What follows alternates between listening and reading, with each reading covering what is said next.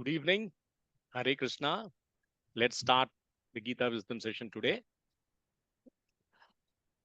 We are on 18th chapter, perfection of renunciation. In Sanskrit, we call it Moksha Sannyasa Yoga. We are on part 5. We will cover verses 56 to verse 66. The acronym of this chapter is SMILE. We will go through what SMILE stands for. And before we start, we must start any session on Gita with obeisances to our Guru Maharaj, His Holiness Gopal Krishna Goswami Maharaj, my Shiksha Guru, His Grace Gaur Vilas Prabhuji, and I seek all your blessing so that I am able to speak and do justice to this important chapter of Gita. And also, we must say Om Tat Sat and pay our prayers to Krishna. Why is this not working? Yeah. Hare Krishna, Hare Krishna, Krishna Krishna, Hare Hare, Hare Ram, Hare Ram, Ram Ram, Hare Hare. Let's have a quick recap of what we have studied so far. We are on chapter 18. The acronym is SMILE. What is SMILE? Let's go one letter by one letter. S is summary of Karma Yoga. So Arjuna starts this chapter by asking a doubt. What is the difference between sannyasa and and tyaga? So Krishna says, I have been explaining this to you all through, but let me summarize it for you again. 18th chapter is actually a summary of Gita. So he says, let me present to you what all the scriptures talk about Tyaga and Sannyasa. And then I'll also tell you what is my final opinion. So Krishna then gives his final opinion. He says, Sannyasa means renunciation of action. And it is not easy for you. It's not easy for most of humanity because you are bound by being active. Soul is always active. So you cannot afford to renounce action. It's not your cup of tea. Then he says, Tyaga, this is something which all of us can practice. Tyaga means you perform your action, but renounce the fruits of action. Play of words. Not renounce action, but renounce the fruits of action. And he also says you must do these three things continuously, all through your lifetime. And what are those? Acts of charity, austerity, and penance. That is, you have to perform that as a duty with no attachment. So this is what Krishna summarizes the answer to Arjuna's question. Next, we go to M. What is M? M is modes of nature. We are always under the action of three modes, which we have seen, and Krishna summarizes that again. In this, there is also one most important subsection, which is called the yoga ladder, which says what are the 5 factors of action. Most of us have this confusion that whenever we want to do something and we don't get the result, we say, oh, well, I tried my best, but somehow I did not succeed. Krishna says, don't take it with this knowledge. Try to see what is the science behind any action. So, what does he say? He teaches us for any action, there are 3 motivators of action. Without these 3, you cannot do any action. First is gnana, knowledge. Second is jnaya, object of knowledge. Third is parignata, knower.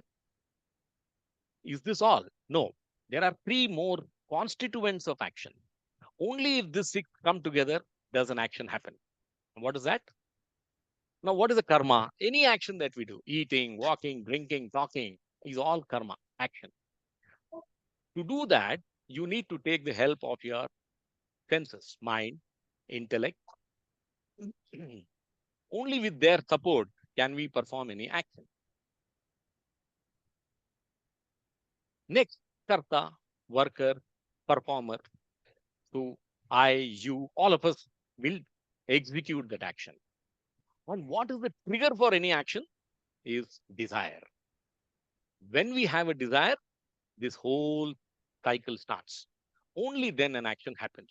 So whenever we are participating in, let's say, World Cup, You win the World Cup, you're all very happy. You don't win the World Cup, we feel that, we didn't play well.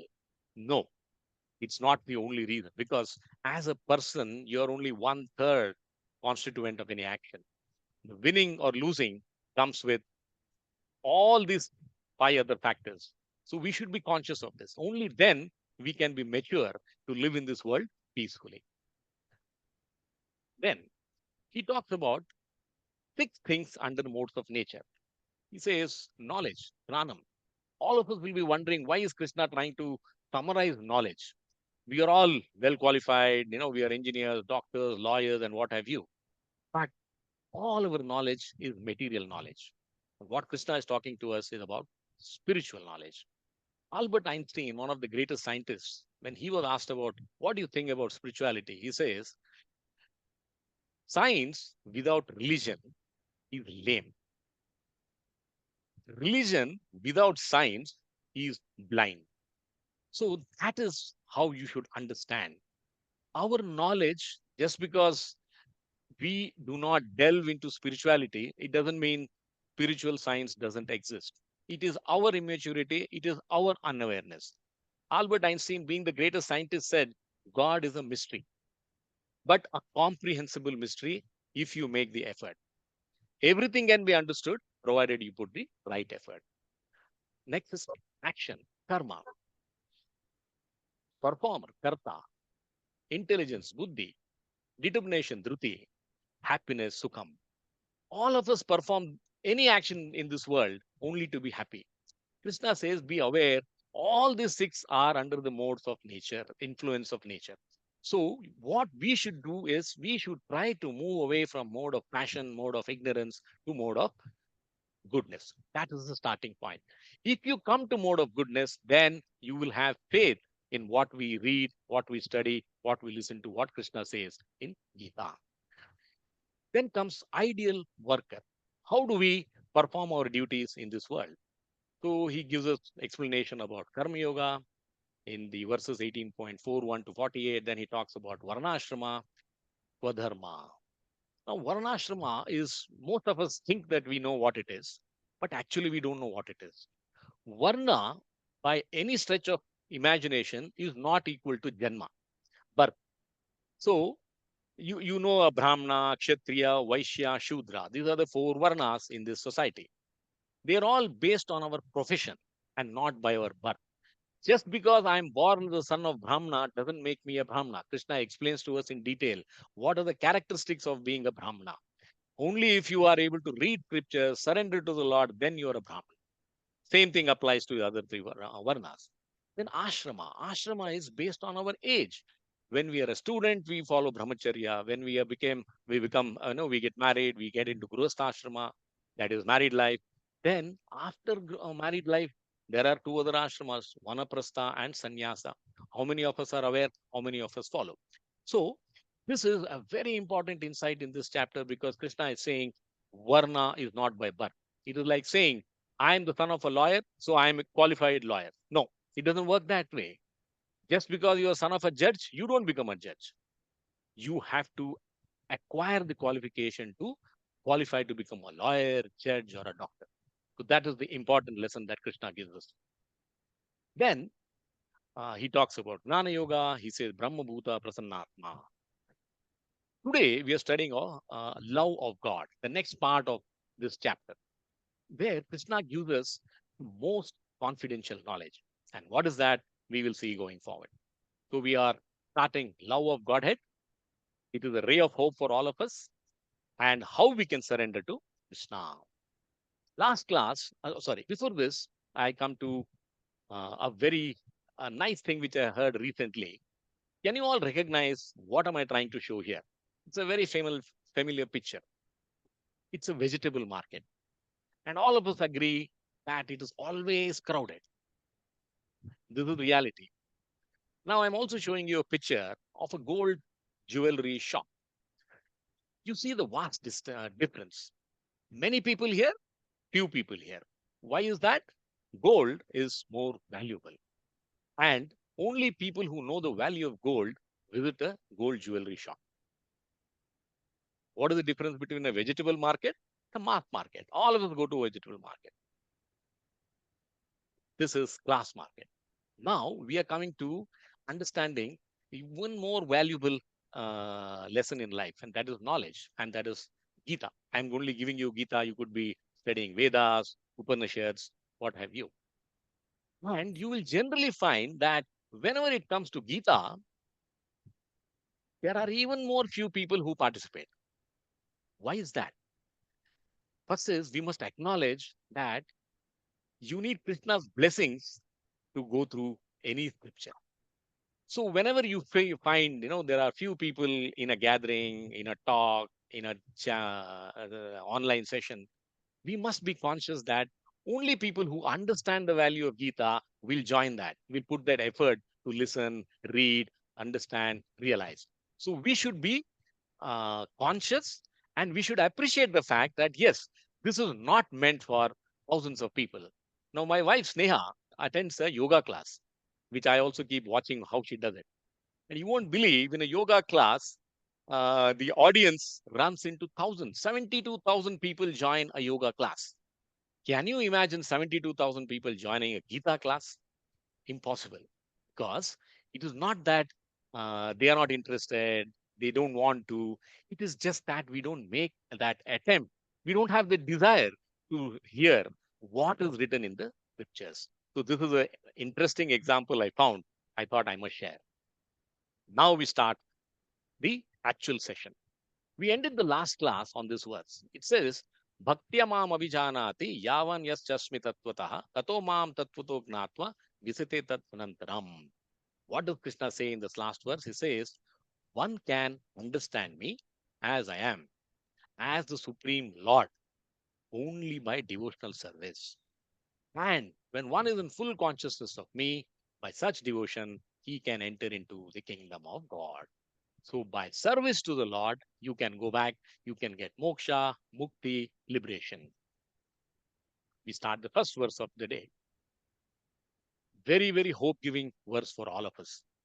Krishna says, Sarva karmani api sada purvano mad vyapashraya mat prasadat avapnoti shaswatam padam avyayam.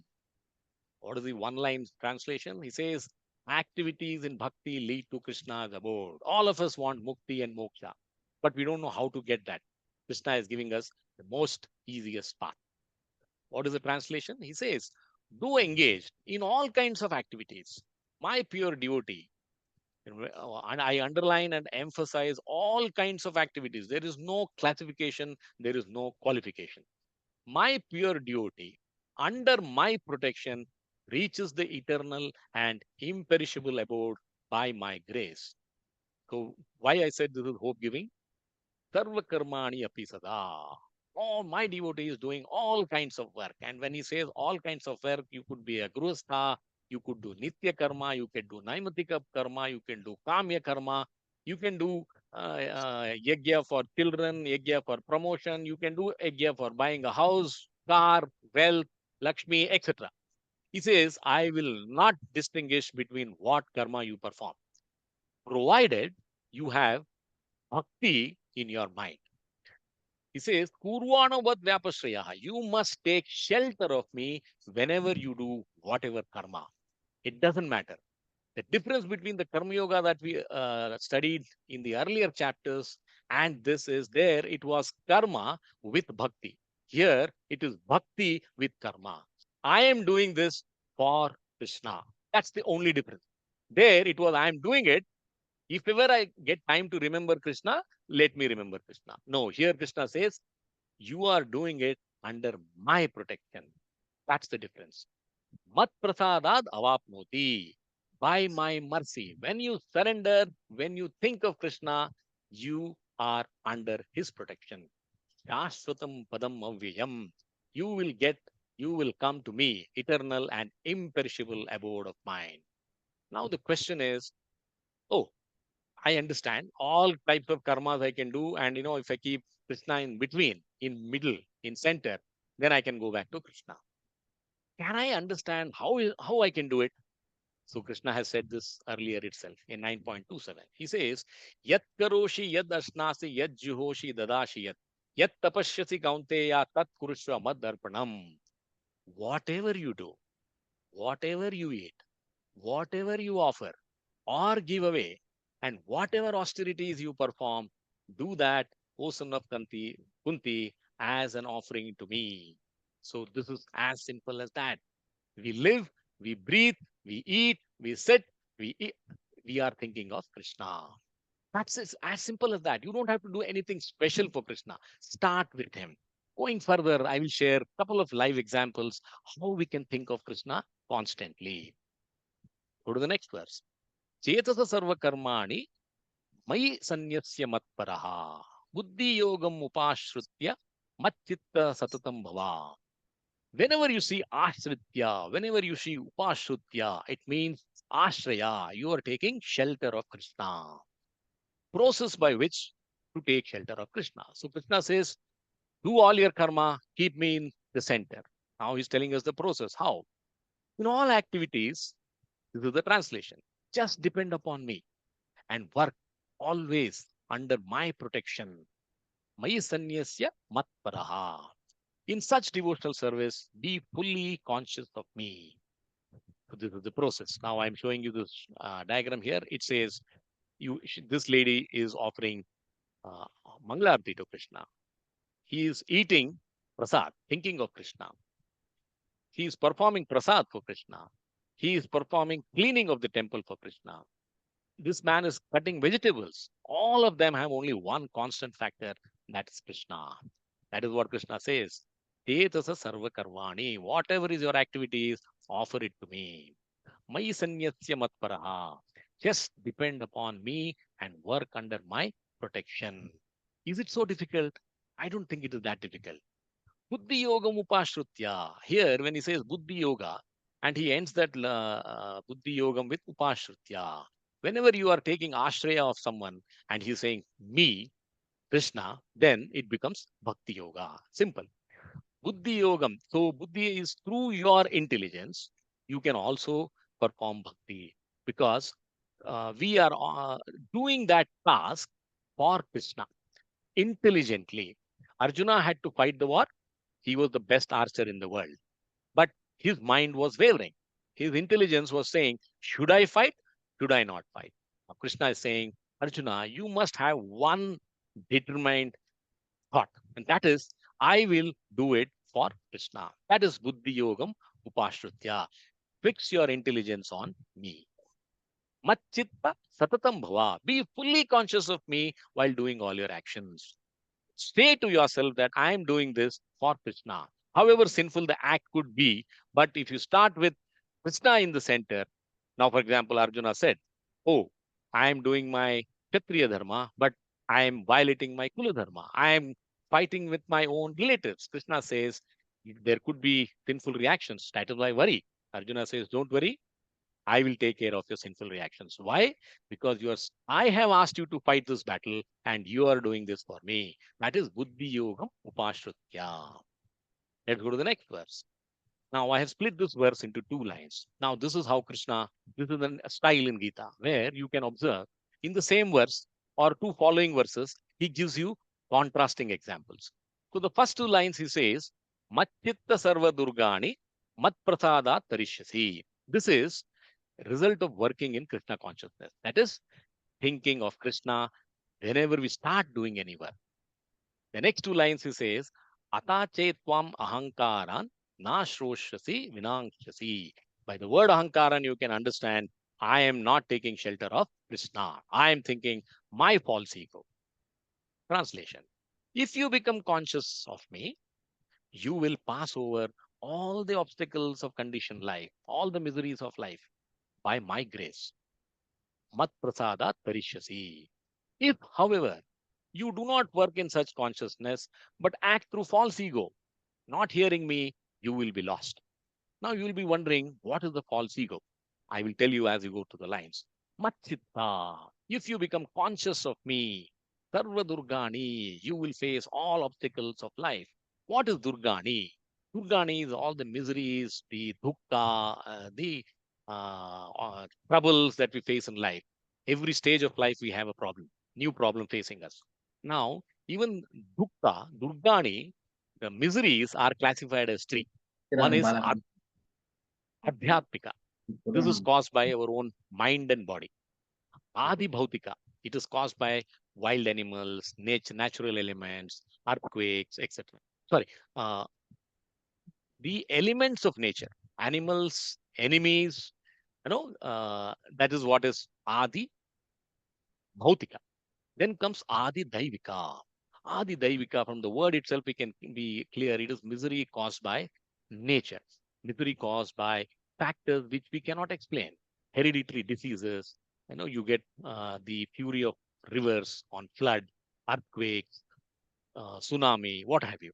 So all these karmas, Krishna says, you can face better by surrendering unto me. Mat prasada tarishyasi. Now the question is, Are, how can I be in a position to withstand the fury of floods? My entire house is washed off. Krishna says, you are lucky that only your house is washed off. You are not washed off. Now, this is how a devotee thinks. A devotee doesn't get frustrated. Devotee doesn't curse. He says, I accept this fact. I accept this reality because Krishna had my good in mind. That is what I have, uh, you can say, experienced. So you face the same obstacle. The obstacle doesn't change, the misery doesn't change, but what changes is how you accept the misery. There is realization, there is renunciation, and there is devotion. That's what is mat prasada tarishyasi. It's always better to take shelter of Krishna to face the miseries of the world. Now, mat prasada, with help of my grace, tarishyasi means pass over all obstacles. Ata Chetvam Ahankara. Now, what is this meaning? Now, what did Arjuna do? Arjuna said, Oh Krishna, I have a question. If I fight and I kill people, I will incur sinful reactions. The moment you start thinking like this, that question I comes. That is Ata Chetvam Ahankaran. Krishna says, This is your false ego. Do not take shelter of that. Listen to me. Do not listen to your false ego pride. There is nothing called I. I am when you say I, you should remember that I am part of Krishna. That is how we should understand this I. I is not separate from Krishna. I can't do anything without the mercy of Krishna. That is the bhava that you should have towards Krishna. Na shroshasi vinangshasi.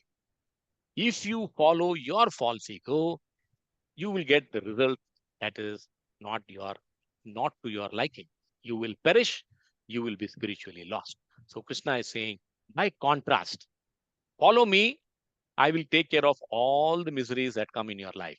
Do not follow me, it is your decision, it is your choice. Because one thing in Gita is, in Sanatan Dharma, everything is done out of our free will, choice. It is not a book of commandments. There's nothing that if you don't do this, oh, you will not be able to breathe. No, your choice, your free will. You want to follow Krishna, you can follow Krishna. You don't want to follow Krishna, choice is yours. Now, if you don't follow Krishna, what happens? You will be lost. I nicely found the statement. It says, with Krishna, we flourish. Without Krishna, we perish. So the choice is ours. Now, whenever you have a problem in life, don't try to tell Krishna how big the problem is. It is a very, very narrow minded way of thinking. You should tell the problem how big Krishna is. That is awareness, that is realization. I give you this example in chapter 3, in 31 and 32. Krishna again explains to Arjuna by contrast. He says, those persons who execute their duties according to my injunctions, my advice, and who follow this teaching faithfully without envy become free from bondage of fruitive actions. So, this is one option. Read Gita, understand what Krishna says, and try to follow it. Now, in the next verse, he says, let us say you can't do it because you are intelligent, you are blessed with all the good things of life. So, you don't really have to feel that I am dependent on Krishna. If that is what your thinking is, then he says, okay, fine. If you do that, but those out of envy disregard these teachings, you don't want to follow the teachings of Krishna, and do not follow them regularly, are to be considered bereft of all knowledge, befooled, and ruined in their endeavors for perfection. So we will always be stuck in this Punarapi janana, punarapi marana. You're going to keep coming back into this world again and again. Choice is yours. We go to the next verse. He continues this. Whenever you see ahankaran, then you should remember that Krishna is talking about not following Krishna's advice. Here he says, yad ahankaran ashritya. Again, the word ashritya comes. So you're taking shelter of ahankara. Na yotsya iti manyase. Mityasya vivasayaste prakriti swam niyokshyati. What is this? These two verses are telling, if you do not follow my advice, what is that going to happen to you? If you do not act according to my direction and do not fight, then you will be falsely directed. By your nature, you will have to be engaged in warfare. This is reinforcing what he has mentioned in the last two lines of the last sloka. So you are saying, Arjuna, yad ahankaran ashritya, you want to take shelter of false ego, you don't want to listen to me, and let's say you put your bow and arrow down and you retire to the forest to follow sannyasa. He says, you will not be able to do that. Na yotsasi iti manyase. If you listen to me, if you refuse to listen to me and do not fight, and let's say you go to the forest and you want to be sannyasa or a sannyasi, he says this is mityesa, this is false resolve. You are a kshatriya. You are not cut out for sannyasa. You are a man driven by mode of passion. Vivasayaste, your withdrawal from activity will not work for you. What will happen is, let us say Arjuna retires to the forest and he sets up his own ashrama, wants to pray to Krishna. And let's say there is a wild animal which comes and roars at him. He is not a Brahmana. He is not scared of a wild animal. He will immediately take his bow and arrow and go hunting. He will say, you have disturbed my penance. I'm going to kill you. This is coming out of his mode of passion. Kshatriya dharma, he can't come out of it. Krishna is saying, do not try to do what you're not equipped to do. Prakriti Swam, your nature, your Swabhava. We will see this Swabhava going forward. You will be engaged in warfare. Niyokshati, your Swabhava will compel you. You will not be at peace even in the forest following the path of sannyasa. Let's go to the next verse. Now, Krishna tells us about Swabhava. And many of us have partial understanding of Swabhava. Oh, if you are born with this, how can I change it? I can't do anything. I'm like this.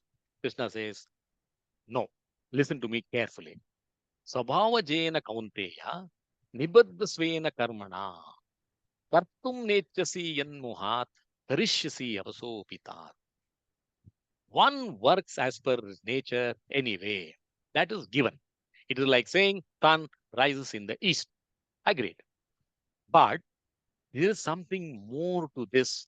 Sun rising in the east is law of nature that you cannot change. But we are part of nature. We can change our swabhava. Translation. Under illusion, you are now declining to act according to my direction. But compelled by the work born of your own nature, you will act all the same, O son of Kunti. He says, if you don't follow my advice, you will go back to living as per your swabhava. And what is Arjuna's swabhava? He is a kshatriya. And what is the hallmark of a kshatriya? He is there to protect, he is there to fight. That is his swabhava. All of us are born with our own varna and we have our own swabhava.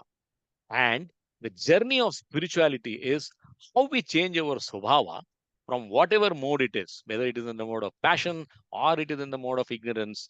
You have to move from these mode to the mode of goodness, from Rajsik, Tamasic to Sattvic. That is the journey of spirituality. From your own action has come your swabhava, O son of Kunti. This is very, very deep meaning word line. Nimadda, you are bound. Tvena karmana, by your swabhava. What Krishna is trying to tell us here, he says, karma causes swabhava. Interesting. Then he says, swabhava causes karma. So that's how it is a cycle. You keep repeating this. How do you step out of this? He says, kartum nechasi. You don't want to act as per my direction, yan muhat, under illusion. The very thought process that if I fight, even if Krishna is telling me, I will have to fight with my relations. I will cause bloodshed. I will incur sinful reactions. That is wrong way of thinking. You have not understood what I'm trying to tell you. You are still under illusion. Yen mohat. Karishyasi avasopitat. If you continue this line of thinking, helplessly you will be forced to act as per your swabhava. Now let's delve into some analysis and try to understand this deep philosophy. Swabhava jena kaunteya. So I said karma causes swabhava. Swabhava causes karma. Now you may say, well, very clear, difficult to understand play of words. Let's take a small example. Dhritarashtra was blessed with 100 sons. How many parents will have 100 sons? Very few, one in a million. But Dhritarashtra had the misfortune of losing all his child, all his children. All the 100 Kauravas get wiped out. So he says, oh Krishna, what did I do that I deserve this?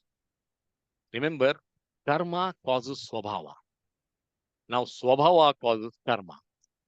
And this is not in this lifetime. This is coming out of millions of lifetimes. Krishna tells Dhritarashtra, oh Dhritarashtra, you don't know the past. I know it clearly. 100 lifetimes ago, you were a king. You went on a hunting and your arrow, uh, instead of striking the animal you wanted to, struck a bird and the bird fell down. You got wild. He says, you were upset that your great archery skills failed you. And instead of killing an animal, you killed a bird. And instead of looking at pity on the bird, what you did, you took your anger on the nest and threw down 100 eggs and killed them. And the bird cursed you. It said, you will also helplessly watch when your 100 children are killed. That is what is happening to you, O Dhritarashtra. So karma causes swabhava, swabhava causes karma. One important difference. Swabhava can impel you. It cannot compel you. That is free will. It is in our choice what we should do. Further analysis. Now, this diagram shows you vasana. This is swabhava. It is, we always say, oh, I'm gifted by this. Yes, it is the seed of our personality, our character. Now, Ramesha is unique, Shama is unique. Why? Because of our vasana, because of our karma. It comes from guna, it comes from maya, that is how our swabhava is defined. But overriding our swabhava, whenever we are performing any karma, remember this, there is an intelligence God has given us. God's gift to a human being is any manava is intelligence. Then we have the mind. Then you use your intelligence through your mind where the desire is born and you get into executing an action. This is the cycle of karma. So swabhava is a given. So what can I do? If that is your attitude, if you read Gita, Krishna says everything can be changed. So this is a nice way of explaining this. This is the pendulum. So the pendulum at the center level, all of us are born in the mode of goodness. As a child, you don't have jealousy, you don't have hatred, you don't, fire anyone, you don't lie, you don't steal. You are always in the mode of goodness. But as we start living in this world, the pendulum moves from this factor, from this position to that level where we start getting controlled by the nature. And we start assuming, oh, this is what I am supposed to be doing. This is what I have been gifted with. Fine. If this is what you want to be as a Kshatriya, if you want to be, do that, Arjuna. Live with your false ego, do not fight. So Rajas and Tamas are guiding you. Here, when you are born, all of us are born with the constant mode of goodness. There is another option that Krishna is saying. I know your swabhava. I know what is your tendency, but I'm saying, please listen to me. And if you start listening to Krishna, if you start listening to Gita, if you start understanding Gita, here Krishna is trying to teach through Arjuna, all of us, that you can completely control your swabhava. There is nothing which is impossible to you, and the magic formula is only one, and that is remember me and surrender to me.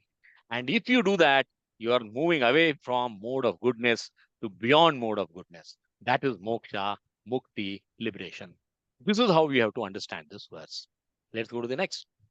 So, important point. When we say desire, even at the desire level, Krishna says you can have a desire to be the richest man on the earth by following all dishonest means, or you can have a desire to say that I will surrender myself to Krishna. So you desire, Krishna will fulfill, sanction that desire. So we should be very careful. Oh Krishna, give me the right desire. Then whatever we choose to be in our life is our free will. Krishna is not going to pull us back from here to here. It is our effort that will take us from mode of passion, from Rajasic, Tamasic to even crossing Sattvic. Because it is our free will, it is our effort. On a Sunday evening, all of us could have gone to a movie, but no, we chose to sit and listen to Gita. That is our choice, our free will. And now we have understood some things which we could reflect on, realize on, practice going forward. So, what is our blessing? As a Manava, Krishna has blessed us with free will. Use that free will judiciously. We go to the next verse. Ishvara sarva bhutanam hruddeshe arjuna tishtati Hamayan sarva bhutani yantra rudani mayaya. So now Krishna tells me, or tells us, oh Arjuna, I am within you. Do not search for me everywhere. Yeah. Realize, focus, and you will understand me sitting as Paramatma within you, within all of us. Translation. The Lord is situated in everyone's heart. Oh Arjuna. So when he says Sarva Bhutani, Sarva Bhutana means he is present in a dog, he is present in a cat, he is present in a rat, he is present in all of us. There is no difference. And is directing the wanderings of all living entities. Brahmayan, who are seated as on a machine made of material energy. When I was a child and I had this Brahma Jigyasa, I used to read, or I used to try to read and understand. I was not successful.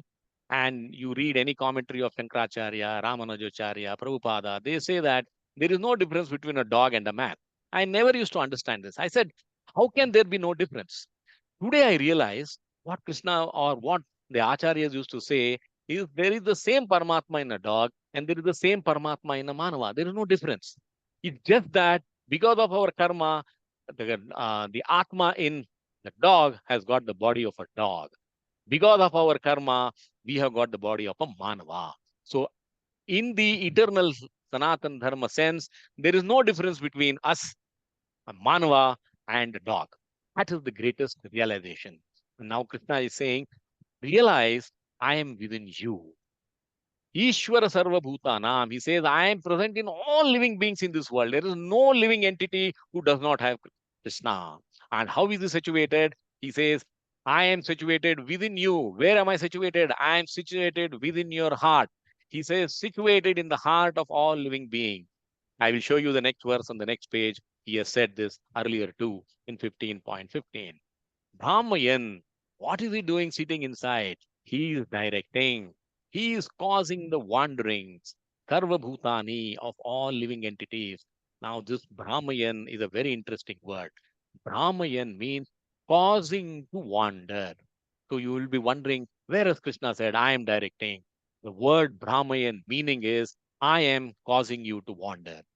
There is a very important philosophy here. He could have used journey. He could have used travel. I cause your travel. I direct your travel. No, he says Ramayan. Ramayan means wandering. Now, when I say travel, when I say journey, it means I will travel from my office to home. I will travel from my office, home to office. That is travel. Journey, I will travel from Bombay to Bangalore. That is my journey. It is defined point A to point B. But life is wandering, Ramayan. We really don't know what is our purpose and we really don't know what is our destination. We can find one if you take shelter of Krishna. Yantra Rudani Mayaya. Now I am causing this wandering. How? Because you are sitting on a machine. Yantra Rudani, our body is a machine under the spell of material energy. Rajasic, Tamasic, Sattvic will not leave us to breathe even for a second without peace. They are constantly bombarding us, saying to do this, do that. Except for remembering Krishna, everything else is possible, everything else is feasible, everything else is interesting to us. We are behaving as though we are a puppet being on a string. What does a puppeteer do? He pulls the string and the doll dances. So we are trying to dance under the influence of modes. Krishna says, yes, you have an option under your Swabhava, as per your Swabhava, continue to do that, or try to listen to me and change your thinking. We go to the next. So I told you in 15.15 what Krishna had said. Sarvasya chaham hrudi sanivisto. I am seated in everyone's heart. So you don't have to even search. Oh, in this big body, where is Krishna? He says, Sarvasya chaham hrudi sanivisto. I am situated within your heart. And what does he do sitting in the heart? He gives you inspiration. Are you open to take the inspiration? Is the question. He is willing to give you motivation. Are you open?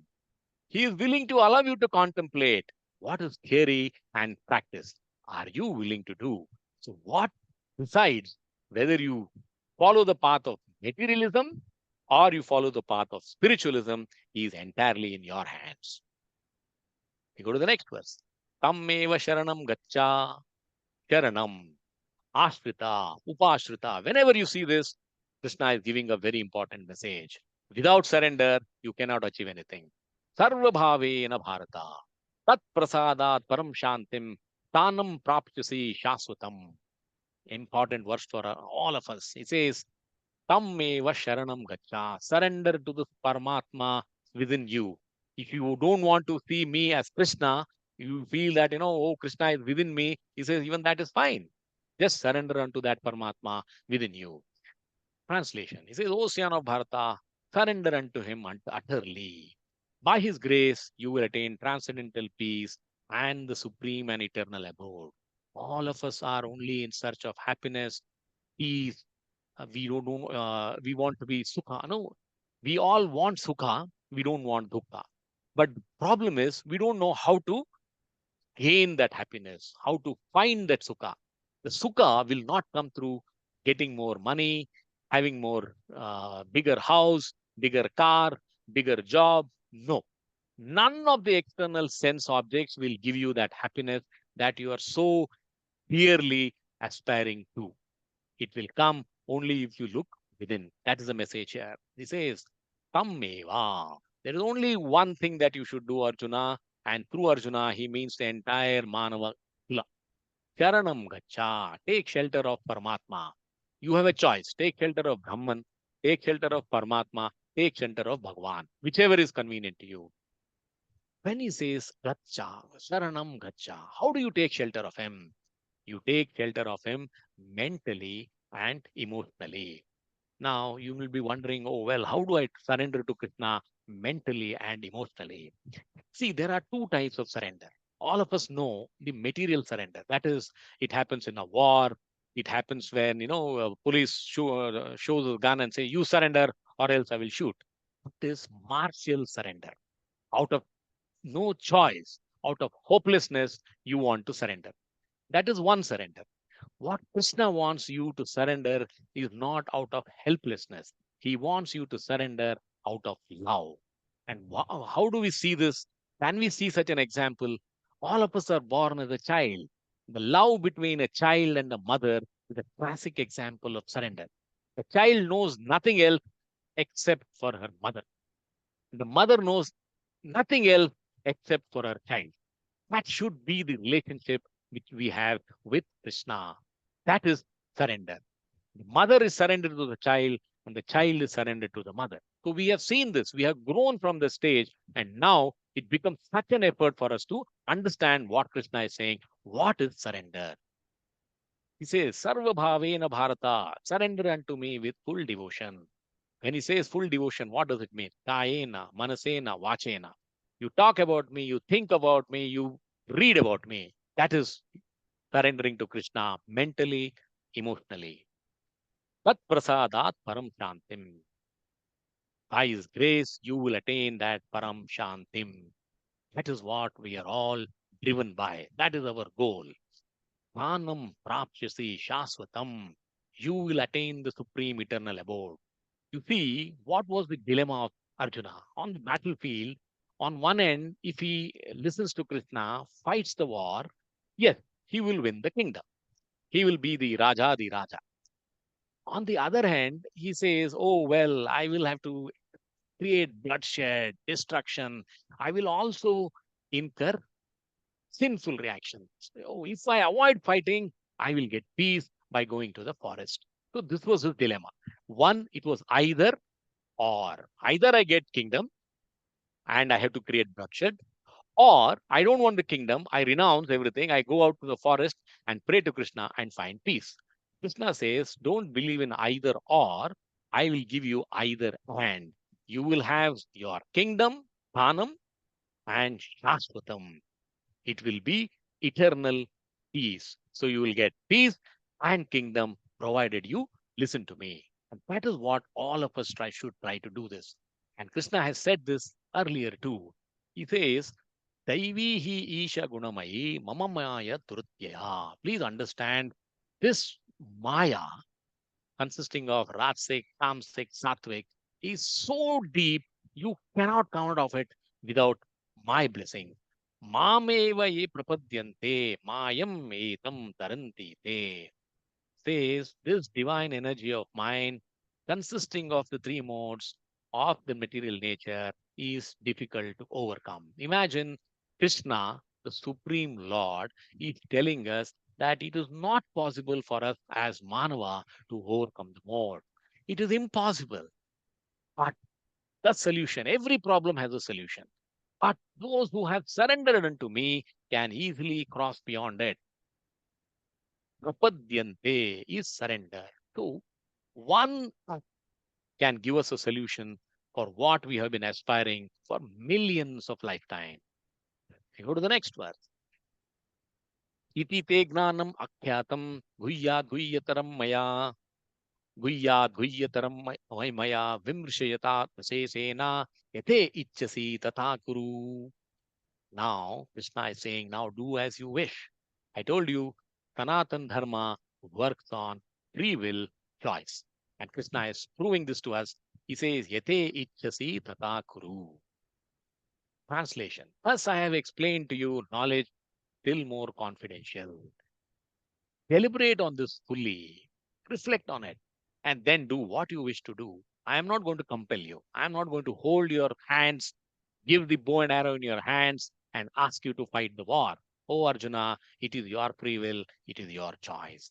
And all of us have the same choice.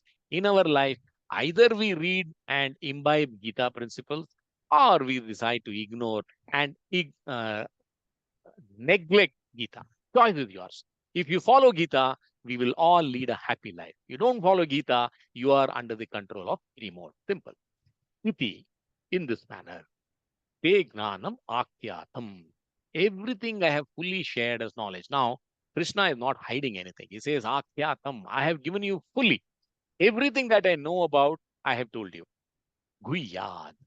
And remember, he uses this word earlier too, and we will see why he says, what is so confidential, top secret, Guyad. Then he says, Guyya Tarammaya, more confidential. He says, I have given you top secret and I have given you top secret. Now, choice is yours, what you want to do. Vimrishedat is deliberate, reflect, think, not that do just because I have told you.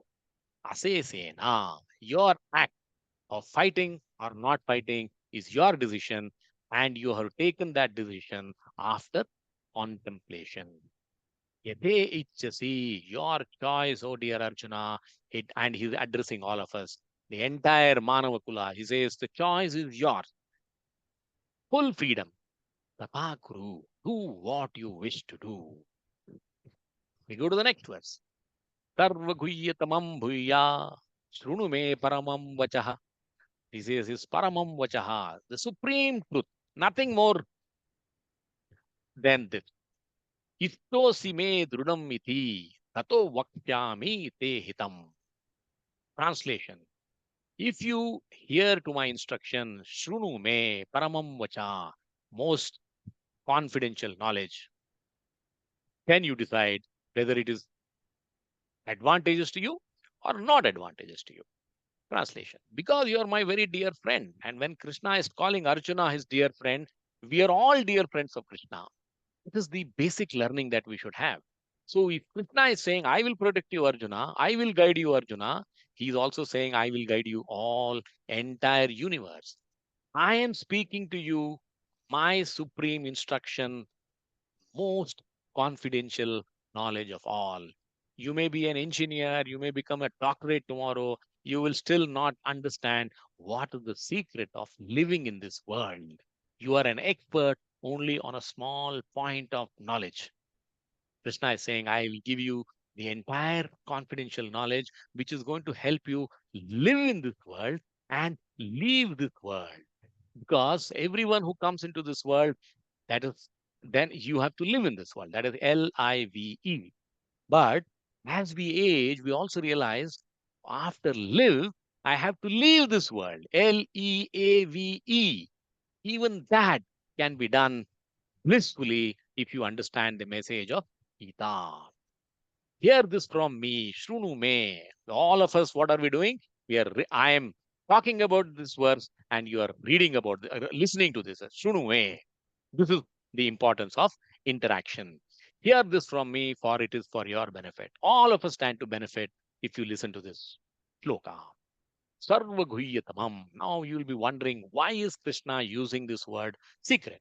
Why is he calling it top secret? Why is he calling it most confidential?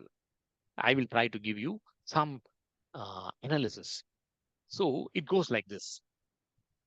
There are three realities of Krishna. And whenever someone says, I am a follower of Brahman, Advaitavadi, Brahmavadi, Brahma Jyoti is the only truth.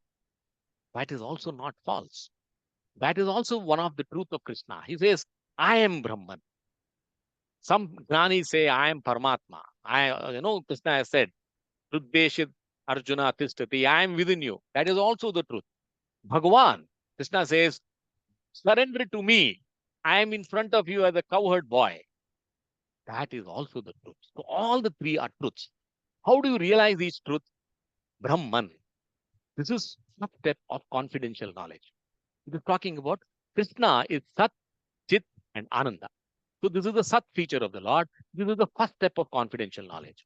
How do you attain Brahman? By Nishkama Karma Yoga. He says in this chapter, Brahma Bhuyaya Kalpate. This is Brahma Jnana. Next, he says Paramatma. This is Ishvara Gnana. Where is Ishvara? Within us. This is the Chit feature of the Lord. This is Guhyatara. Guhya, Guhyatara. So good, better, best. This is how do you reach this Paramatma realization? Gnana Yoga. Very difficult, not easy for us. Brahma Bhuta Prasannatma. If you are able to attain this, you will also be blissful forever. The last is Bhagavan. This is the Sat, Chit, and Ananda feature of the Lord. This is Bhagavat Gnana. So you start from choice is yours. Go to Brahma Jnana, go to Paramatma, Ishvara Gnana, or you go to Bhagavan. Choice is yours. This is Guhyataram.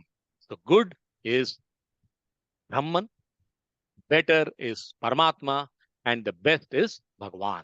Choice is yours. What you want to take.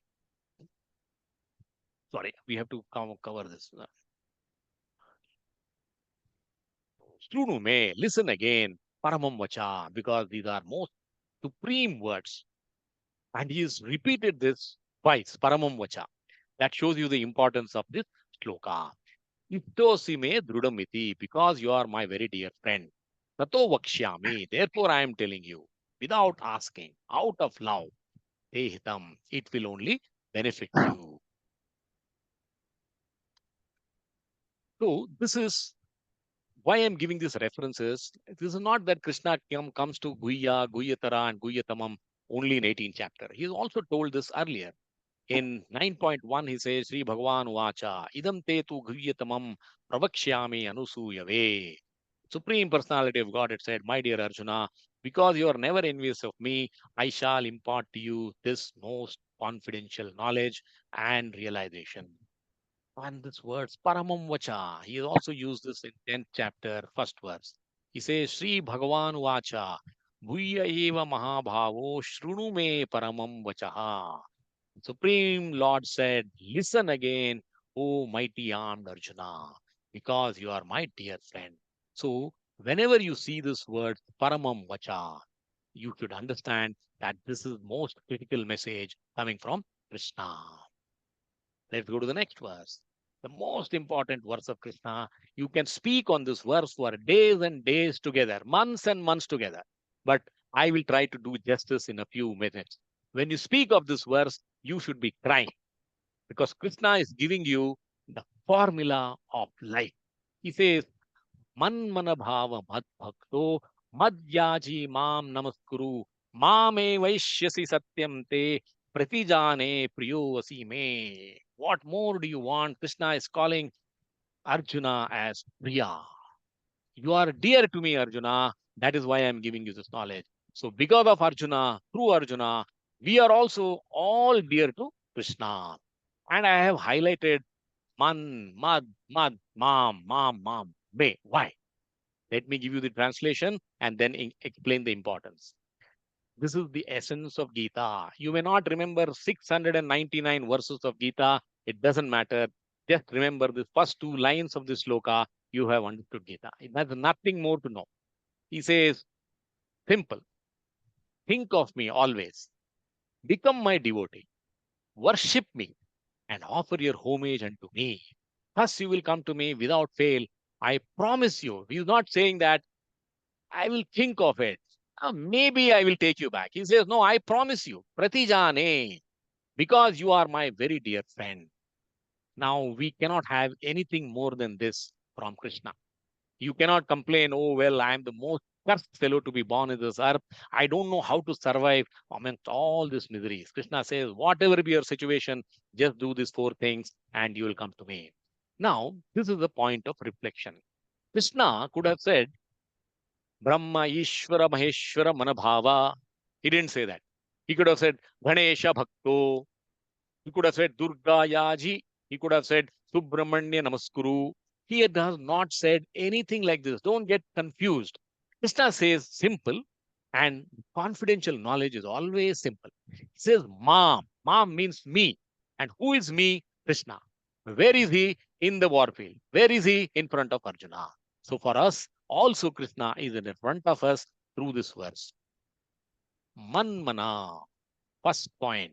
First step out of four. Absorb, always think of me. Now you will be wondering, oh, well, it is so easy to learn Gita if somebody explains to me. Can somebody tell me, how do I think of Krishna always? I have got so many things to do in this world. I have to play my golf. I have to watch the World Cup. I have to watch the football final today. I have to work. I have to do my assignment. My children have so many issues. Where will I find the time to think of Krishna? Now, Acharyas give us an explanation even for this. They say in Kali Yuga, you can use these four steps to remember Krishna always. First way, they say you can love Krishna. There are four purusharthas. One is dharma, artha, kama, moksha. Fifth purushartha is prema. Now, uh, is there any difficulty in loving someone unless you don't want to? So Krishna says, one way of remembering me always is love me. And then he will say, oh, well, if it is so easy, then why not all of us would be loving Krishna? Krishna says, fine, I will give you an example. Look at gopis. Gopis in Braj, where, at the one sound of Krishna's flute, and they would resign everything and go to Krishna, surrender to Krishna. That is prema. Now, after being aware, that is the first step, we have to decide how to do it. And if you decide, you can do it. Second way of doing it is Dvesha. Hate Krishna. Hate him so much that you will always remember him. Now you will be wondering, oh, well, how can Acharya say that I can remember Krishna by Dvesha? Now, there is a nice story. No Gita session is complete without a story. This story goes like this. There were four Kumaras, the most knowledgeable Kumaras in this world. They can speak any verse, any Veda, any Upanishad, upside down, inside out. Once these Kumaras went to Vaikuntha and they wanted to meet Vishnu. There are 7 gates to Vaikunta. They cross 6 gates easily. They are stopped at the 7th gate by Jaya Vijaya. They say, "Oh dear Kumaras, please pardon us. Krishna is just resting. So if you wait for some time, Krishna will wake up and then you can meet him." There was nothing wrong in what Jaya Vijaya said, but it all depends on, that is why it said, perception is reality. What is your intention? Nobody bothers. What is your perception is what matters. Before Kumaras, even though they were the best Jnanis, and that is one defect of being a Jnani, our senses are not always under our control. The mode of the 3 modes will attack us somewhere, and they were under the falls of or under the influence of this mode, Ratsik mode. They got angry. They got angry on this innocent Jaya Vijaya and cursed them, saying that you will go and be born on Bhuloka. And that is our curse to you because you have stopped us from praying Krishna. Krishna gets disturbed. He comes out of his sleep, comes out and sees what's happening. Now he looks at the 4 Kumaras and realizes, oh, well, this is what has happened. He first says, I apologize to you. I'm very sorry that my Dwarapalakas, Jaya, Vijaya, have stopped you from meeting me. I apologize on their behalf. The first message. Imagine Krishna, the world's supreme, is apologizing to Krishna, the devotees, Kumaras. That is how we should be. Second, he says, you are Brahmanas, qualified, knowledgeable Brahmanas. Your word is a promise. Your curse will be implemented, and that is my promise to you. And Jaya Vijaya cry and they fall at the feet of Kumara. They fall at the feet of Krishna and say, please save us. So Krishna says, since you have surrendered. So Krishna says, fine, you are my devotees too. The curse has to be gone through. You have to experience the curse, live the curse, but I will give you an option.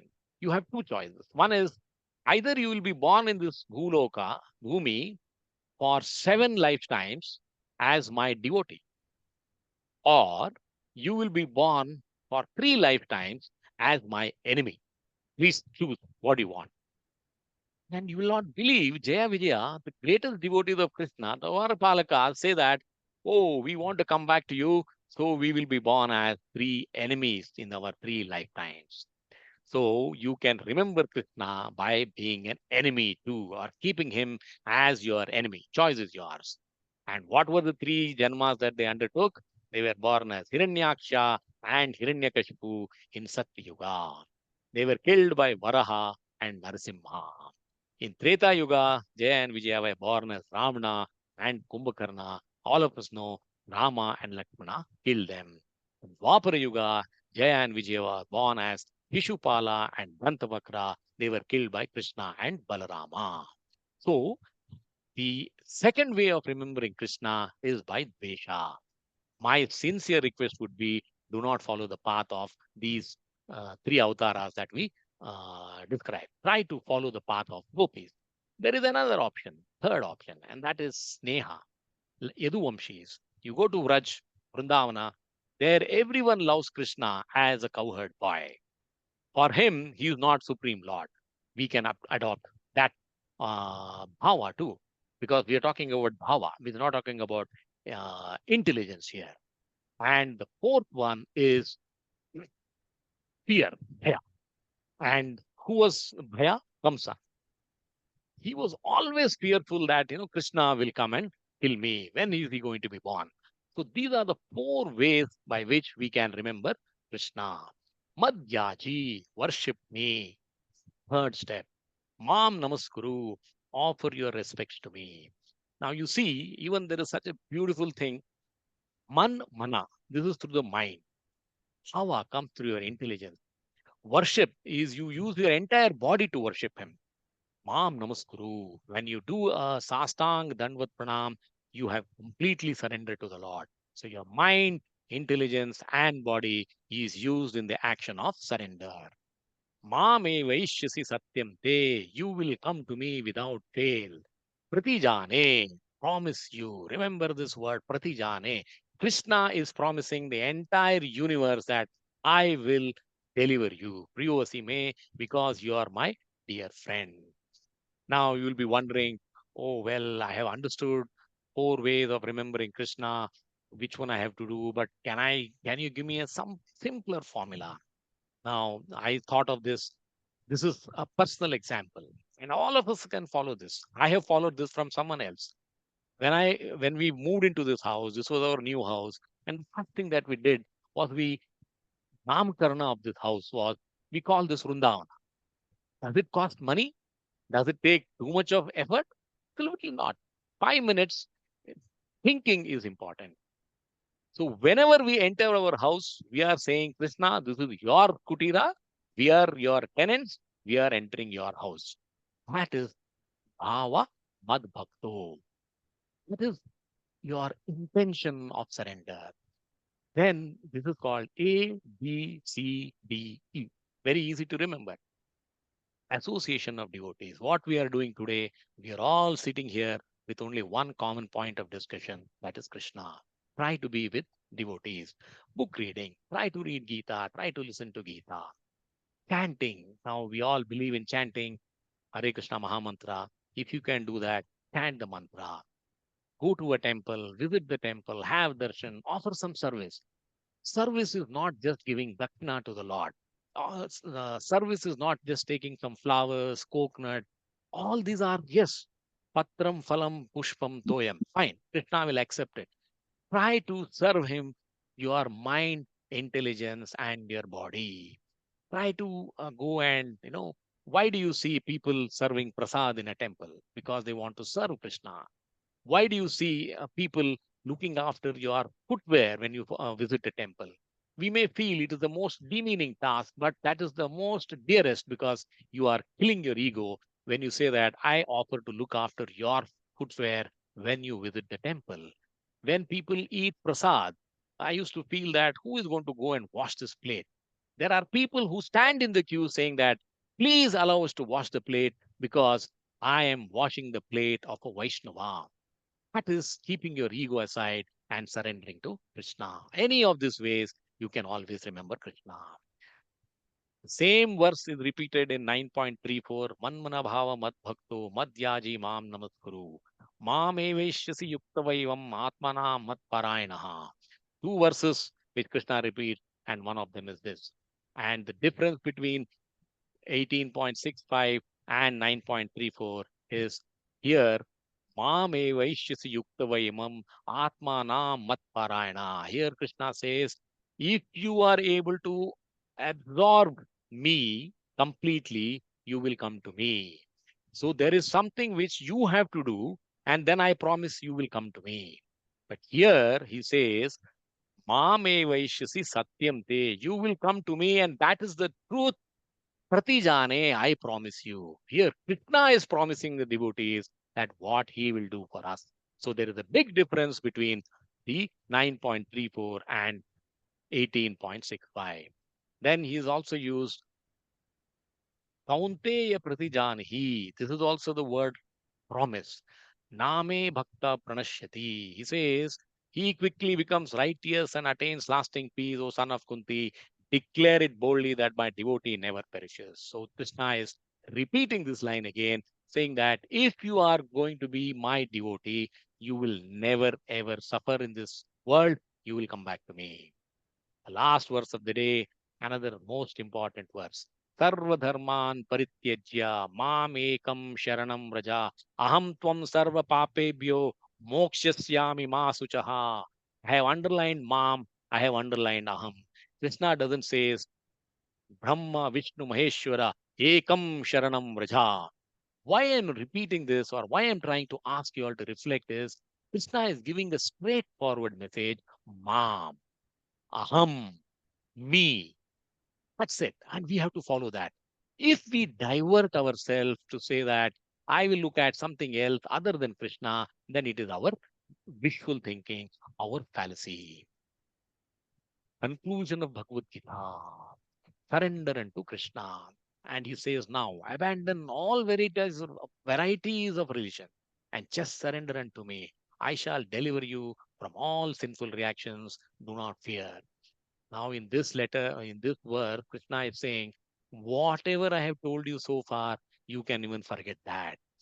Sarva dharma parityajya. Give up all varieties of religion. What is that we have learned so far? We have learned karma yoga. We have learned jnana yoga. We have learned dhyana yoga. We have learned about our swabhava. Now we have learned about kula dharma. We have learned about kshatriya dharma, varnashrama dharma, etc., etc., etc. Krishna says, I understand it is very difficult for you to follow any of them. Give up everything, just surrender unto me. Is it very difficult? Mam ekam sharanam vraja. The word ekam is very important. Just surrender to me. And I am emphasizing not demigods or others. If you have understood the essence of Gita, you will say that all demigods are important. Nobody is taking away the importance of demigods, devatas, our Kuladeva, Kuladevi, fine. Just that Krishna's message is Mam Ekam Sharanam Vraja. Do not surrender to me through someone. Surrender to me directly. Aham tvam sarva papebhyo. Arjuna's fear, Arjuna's worry was what will happen to my sinful reactions if I kill my own relatives. So Krishna says, don't you worry. Sarva papebhyo. Whatever sins you have performed throughout your life, I shall deliver you from all sinful reactions. Mokshasyami ma suchaha. Ma suchaha, very important word. Do not fear. Do not have a doubt. Do not start wondering, oh, well, Krishna, is he talking the truth? Don't have a doubt. Believe in the absolute truth and do it wholeheartedly. You will be free from all sinful reactions. What is surrender? A, admit your weakness to Krishna. None of us are perfect. All of us get angry. All of us are, we try to take shortcuts in life. If I can make 5 rupees more, I'll think twice. Should I make it or not? Oh, 5 rupees. Who is there to see me? Let me do it. No. If you find a 5 rupee note, let's say we are walking on the road. Previously, I used to be very happy. I said, oh, well, Krishna has blessed me with 5 rupees. Today, the realization is I realized that someone has lost that 5 rupees and he will be cursing his fate for having lost that 5 rupees. So, whenever you find some money which does not belong to you, if you have to follow the dharma of Krishna, take that 5 rupees note and put it in the temple so that whatever curse that man who has lost that money will be going to Krishna. You are giving all the sins to Krishna. So, admit your weakness to Krishna. Try your best to overcome. Try not to lie. Try not to take shortcuts. It is difficult. It is not easy. It is fine. But do not give the attempt to try. See, try to Krishna for mercy. Whenever possible, reflect on how merciful Krishna is, how he has been able to take care of us so far. With that, we come to the end of the session now. Let me see the time. It is 6:17. There is a 5-minute video. If you all agree, I will show the video, or else we can skip the video. Go ahead, go ahead. Go ahead. 1 second.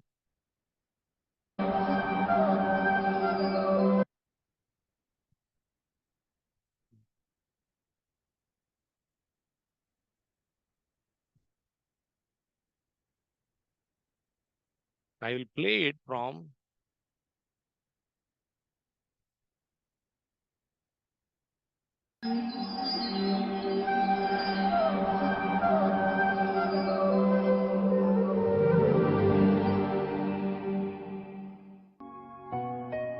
Chapter 18, Conclusion, The Perfection of Renunciation. Arjuna said, O mighty armed one, I wish to understand the purpose of renunciation, 15 tyag, minutes. and of the renounced. I will try to play it from the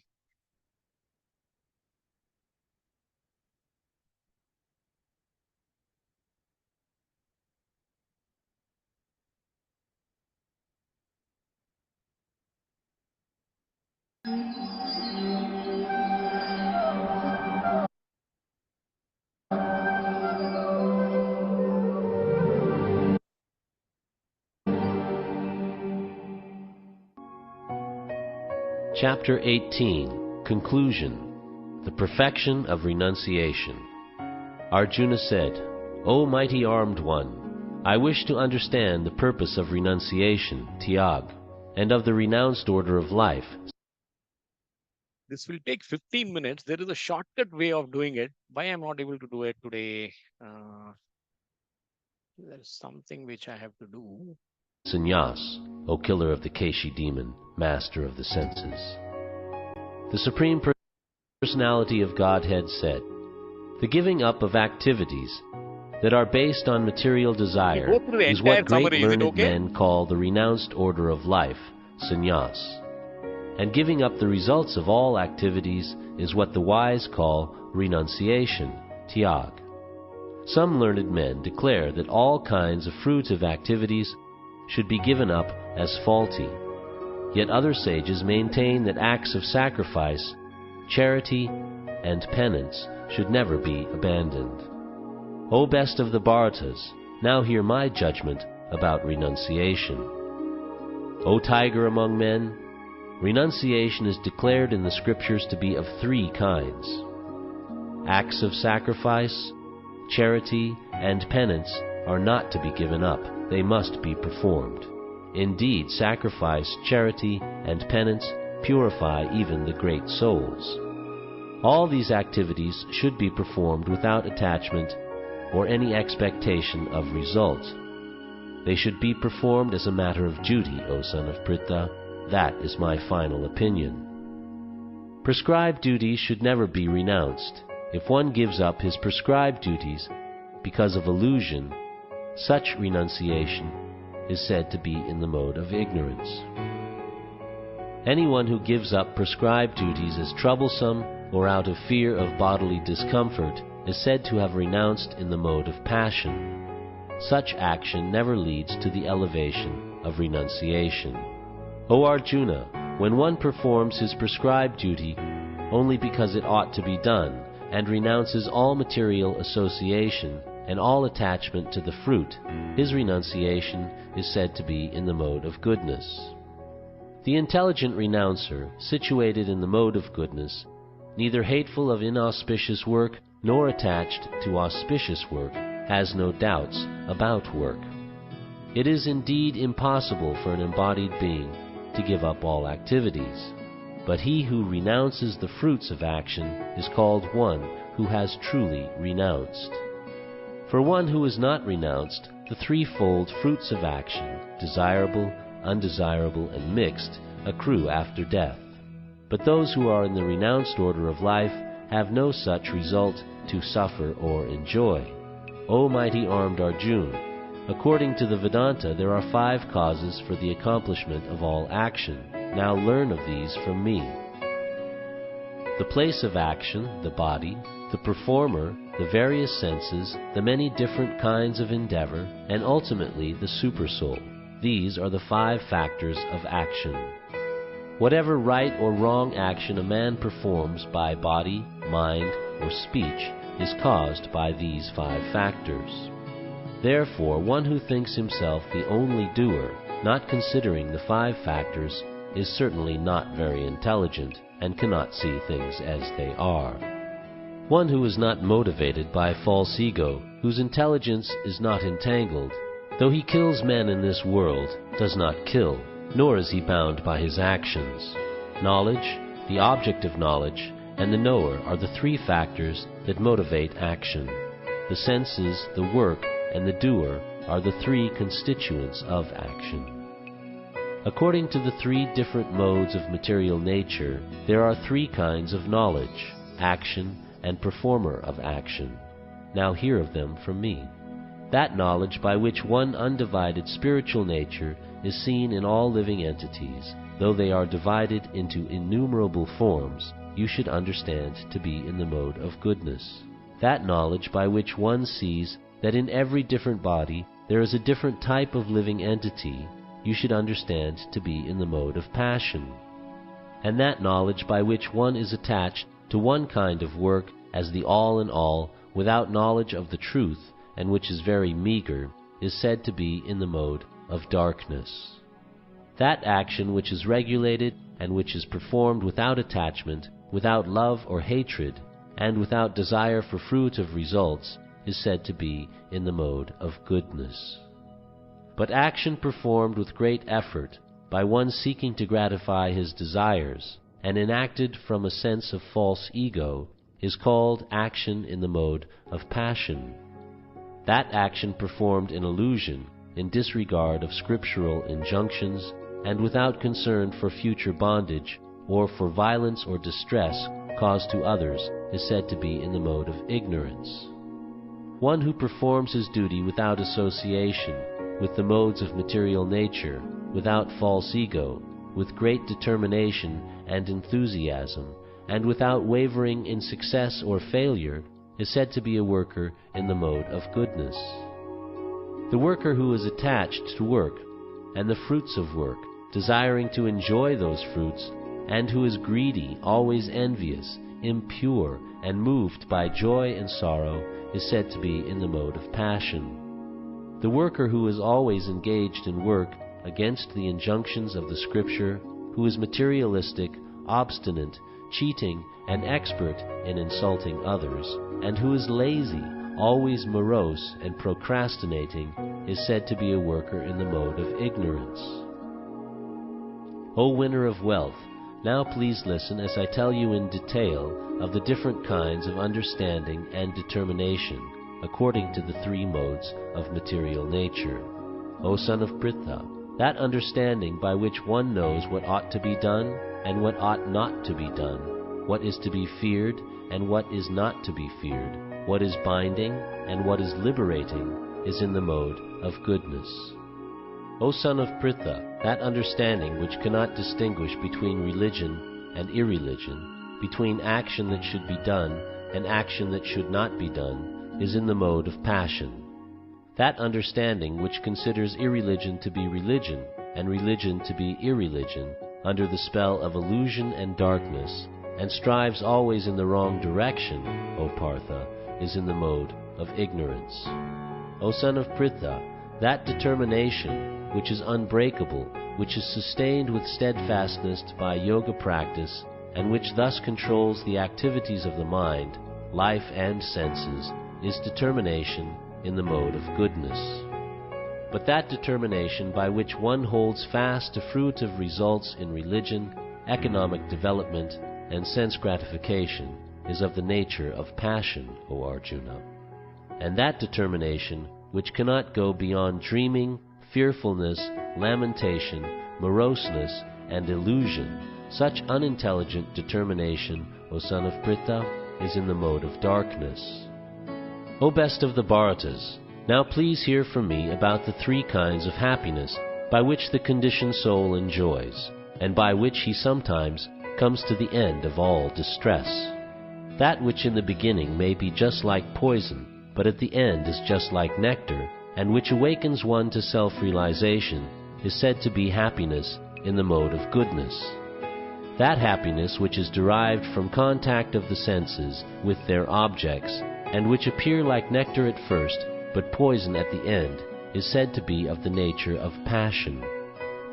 And that happiness which is blind to self-realization, which is delusion from beginning to end, and which arises from sleep, laziness, and illusion, is said to be of the nature of ignorance. There is no being existing, either here or among the demigods in the higher planetary systems, which is freed from these modes born of material nature. Brahmanas, Kshatriyas, Vaishyas, and Shudras are distinguished by the qualities born of their own natures in accordance with the material modes, O chastiser of the enemy. Peacefulness, self-control, austerity, purity, tolerance, honesty, knowledge, wisdom, and religiousness, these are the natural qualities by which the Brahmanas work. Heroism, power, determination, resourcefulness, courage in battle, generosity, and leadership are the natural qualities of work for the Kshatriyas.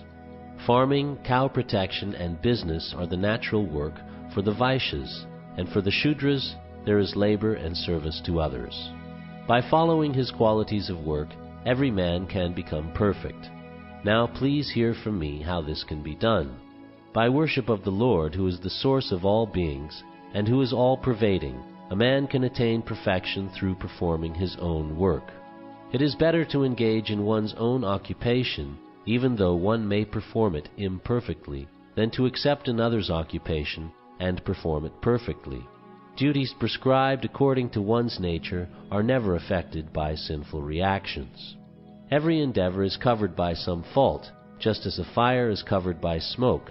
Therefore, one should not give up the work born of his nature, O son of Kunti, even if such work is full of fault. One who is self-controlled and unattached, and who disregards all material enjoyments, can obtain, by practice of renunciation, the highest perfect stage of freedom from reaction.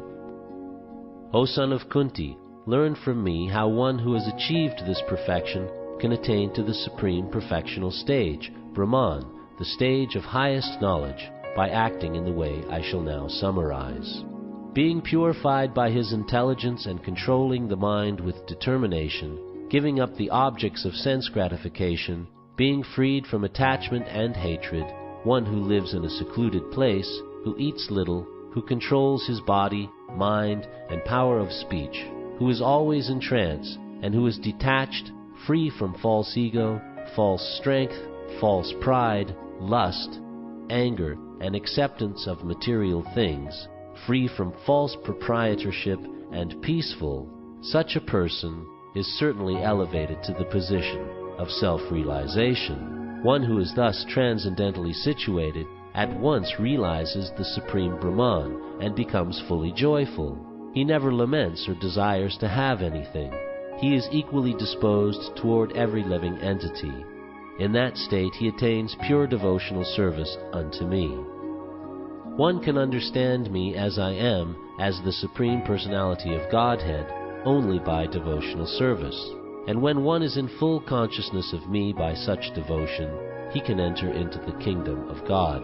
Though engaged in all kinds of activities, my pure devotee, under my protection, reaches the eternal imperishable abode by my grace.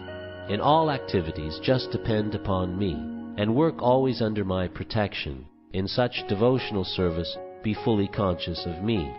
If you become conscious of me, you will pass over all the obstacles of conditioned life by my grace. If, however, you do not work in such consciousness, but act through false ego, not hearing me, you will be lost. If you do not act according to my direction, and do not fight, then you will be falsely directed. By your nature, you will have to be engaged in warfare. Under illusion, you are now declining to act according to my direction, but compelled by the work born of your own nature, you will act all the same, O son of Kunti. The Supreme Lord is situated in everyone's heart, O Arjuna, and is directing the wandering of all living entities, who are seated as on a machine made of the material energy. O sign of Bharata, surrender unto him utterly. By his grace you will attain transcendental peace and the supreme eternal abode. Thus I have explained to you knowledge still more confidential. Deliberate on this fully, and then do what you wish to do. Because you are my very dear friend, I am speaking to you my supreme instruction, the most confidential knowledge of all. Hear this from me, for it is for your benefit. Always think of me, become my devotee, worship me, and offer your homage unto me. Thus you will come to me without fail. I promise you this because you are my very dear friend. Abandon all varieties of religion, and just surrender unto me. I shall deliver you from all sinful reactions. Do not fear. With this, we come to the end of whatever we have studied till now. And then last class, next month, we will cover the balance verses. If you have any questions, please feel free to ask.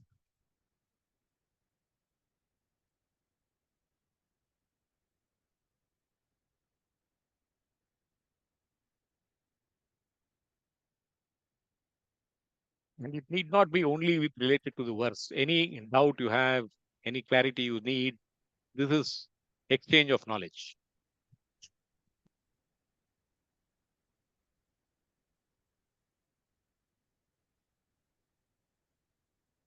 I think there are no questions. If there are no questions, I would request you all to enjoy your balance of Sunday evening. Hare Krishna. Hare Krishna. Hare Krishna. Thank you very much for your wonderful listening. Hare Krishna. Hare Krishna.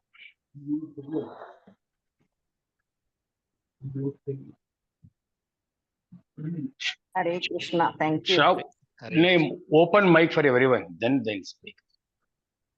I see. I have closed it, is it? Mute mic.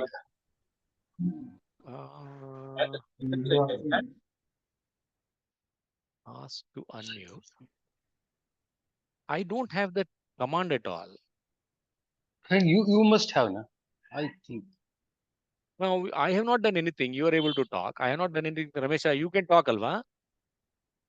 ಎಲ್ಲ mic of ನೋಡು sir ಇದಕ್ಕೆ Yes, I can. ಅವ್ರವ್ರು of ಮಾಡ್ಕೊಂಡಿರ್ತಾರೆ ಅಷ್ಟೇ. ಅಷ್ಟೇ ಅಷ್ಟೇ ನಾವು ಮಾಡ್ಕೋಬೇಕು ಅದನ್ನ. ಕಾಮನ್ ಕಮಾಂಡ್ ಇಲ್ಲ. Very happy, Murari, to see you. Yeah. Today we have one program at Shankar Bhatta. Okay. ಈ ಭಾರತೀ ತೀರ್ಥರಿದಾರಲ್ಲ ಶೃಂಗೇರಿ ದೊಡ್ಡ ಸ್ವಾಮಿಗಳು ಹಾ